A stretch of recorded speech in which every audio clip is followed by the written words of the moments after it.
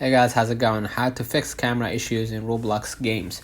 So, first of all, you need to reset camera position. Use camera and then focus and then camera interpolate to reset the camera when needed, and adjust the camera type, right? Set the camera type to desired mode in your local script, and then handle input method. Ensure you're correctly handling player inputs and avoid camera clipping. Check for objects blocking the camera view and adjust the camera's position accordingly, and use local scripts only. And then check for collisions and test in different modes. Test your game in studio and play mode to identify if issues persist across both. By following these steps, you can troubleshoot and fix common camera issues in your Roblox games. So, let me know in the comments if this video helped you. Don't forget to like and subscribe, and thank you for watching.